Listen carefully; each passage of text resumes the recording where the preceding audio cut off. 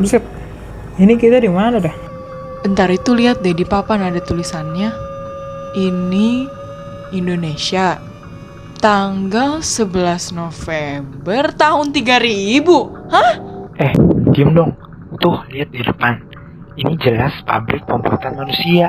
Ngaco ah. Serius, serem banget ini. Kita harus sembunyi sih. Gini, kalau nggak percaya, kalian lihat deh. Di bagian paling kanan itu, kita bisa lihat proses pemilihan sel tubuh yang bakal dimasukin ke dalam sel ovum yang isi materi genetiknya sudah diambil. Lah, gimana ceritanya? Bukannya harus sel sperma ya? Lah, justru itu definisinya cloning, Jo. Jadi, yang dipakai bukan sel sperma sama ovum, tapi sel somatik dengan memanfaatkan sifat totipotensi, yaitu bahwa setiap sel punya kemampuan untuk membelah. Nah, terus biar hasil individunya sifat-sifatnya bagus, dilakukan rekayasa genetik tuh. Emang contohnya kayak mana dah? DNA di sel somatiknya bisa diselipin sama gen kecerdasannya Albert Einstein atau sama siapapun deh, supaya unggul. Kalau manusia cloning kawin sama manusia biasa, kemungkinan besar anak-anak mereka sifatnya masih akan unggul. Sebenarnya sih kelihatan sempurna ya, tapi setiap prosedur kan pasti ada kecacatannya. Gak mungkin semua gen mampu direkayasa jadi unggul, pasti akan sulit dan memerlukan biaya besar. Maka, gen-gen resesif yang kurang unggul mungkin masih terbawa. Nah, bahayanya justru kalau hasil cloning itu diperbanyak, karena kemungkinan adanya perkawinan satu keturunan pada generasi selanjutnya makin besar dan gen-gen jelek yang resesif tadi berubah jadi dominan. Aku juga tidak setuju sih dengan adanya cloning manusia, karena akan menjadikan manusia durhaka terhadap Tuhan dan akan menjadikan manusia hidup tidak lagi dengan cinta, melainkan keserakahan. Oleh sebab itu, sebagai warga negara Indonesia, kita harus bersikap selektif menghadapi perkembangan iptek.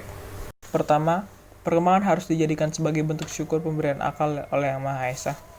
Kedua, pengembangan iptek harus menghargai martabat kemanusiaan kita sebagai ciptaan yang luhur dan sederajat. Ketiga, mengembangkan iptek untuk mempererat persatuan tanah air dan bangsa secara merata. Keempat, membuka kesempatan yang sama bagi semua warga untuk dapat mengembangkan kemajuan iptek. Dan kelima, kemajuan iptek didasarkan untuk tujuan keadilan dan kesejahteraan bersama, misalnya aplikasi startup yang berhasil membuka lapangan pekerjaan. Setuju banget sih, tapi masih bingung nih sama penjelasannya Ben. Gimana ceritanya bisa lahir organisme dalam jumlah banyak? Nah, itu nggak tahu dah. Kayaknya gini deh, kalau di kromosom kita kan penempatan DNA itu dibagi-bagi sesuai sama sifat yang diatur ya, atau nama areanya biasa kita sebut lokus. Kalau Ben tadi bilang kan ada rekayasa genetik yang prosedurnya ada gen unggul yang dimasukin ke dalam DNA. Dimasukinnya pasti sesuai sama lokus-lokus yang mereka atur. Misalnya, gen kecerdasannya Einstein diselipkan ke dalam lokus DNA Melissa yang khusus untuk mengatur kecerdasan otak.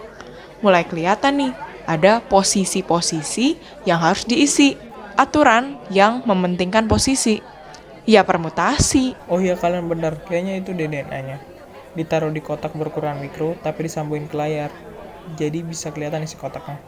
Nah, tapi kalau DNA-nya dikumpulin gitu, gimana supaya kita bisa yakin bahwa DNA yang diambil itu sesuai sama yang kita mau dan unggul? Pakai distribusi polinomial ya? Soalnya kan itu cuma ada dua kemungkinan gitu kan, unggul atau nggak unggul. Ya udah kita hitung aja peluang munculnya DNA unggul dan nggak unggul sesuai sama berapa kali pengambilan segmen DNA-nya. Misalnya, bapak-bapak yang itu tuh, yang di meja rekayasa genetik, dia punya 5 kesempatan untuk ngambil DNA. Tapi dia mau semua DNA yang dia ambil unggul. Kayak gini nih penghitungannya. Ya ternyata kecil peluangnya. Makanya kita harus ngatur dengan memperbanyak kesempatan mengambil DNA. Atau ekspektasinya yang diperkecil. Misalnya jangan 5, tapi 3 dari 5 yang unggul. Nah ini bisa nih dipakai di kehidupan kita sehari-hari yang memerlukan dua kondisi. Misalnya lulus atau nggak lulus, menang atau kalah. Penghitungannya juga pakai distribusi polinomial guys. Oh gitu. Dengan adanya materi yang kita pelajari di sekolah, ternyata berguna juga ya untuk masa depan. Nah iya, ternyata konsep dasarnya biasa kita temukan di hidup sehari-hari ya. Ya emang mungkin banget sih ada cloning manusia di masa depan. Tapi dengan banyaknya pertimbangan, aku sih nggak setuju. Dan kalian kayaknya juga gitu. Udah yuk main-mainnya, serem banget orang-orangnya. Lihat tuh, ada portal kebuka. Nah iya ya, ayo cepet ah. Tugas kita di sekolah belum selesai tahu. Nanti jam kedua dikumpulin. Ya elah. Ayo dah. 1, 2, 3.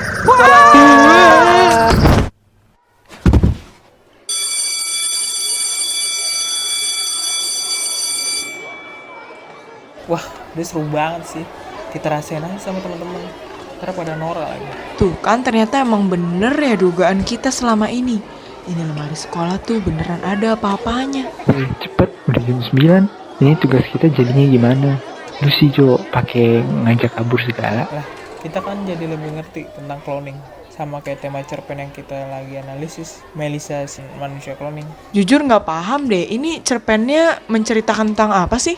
Ya, intinya si Melisa itu sangat sedih dengan asal muasalnya dia yang tidak dilahirkan dari cinta manusia dan kehendak Allah, tetapi oleh keegoisan dan nafsu manusia yang duniawi. Jadi, cerpen tersebut mempunyai tema keserakahan manusia dalam menanggapi kemajuan iptek dan unsur kebahasan yang terdapat dalam cerpen, yaitu ragam bahasa yang digunakan adalah ragam bahasa sehari-hari. Kosakatanya ada beberapa kata teknis yang merujuk kepada ilmu pengetahuan alam dan bisa menggunakan gaya bahasa yang bersifat konotasi. Serta cerpen itu mempunyai makna. Bersyukurlah menjadi manusia yang diciptakan oleh Tuhan, yang menciptakan manusia atas dasar cintanya yang indah. Maka disitulah keragaman genetika yang banyak agar kalian bisa kenal satu sama lain. Oh begitu, ya udah ayo kita cepetan kerjain nanti kita kumpul. Yuk! Nah, ayo.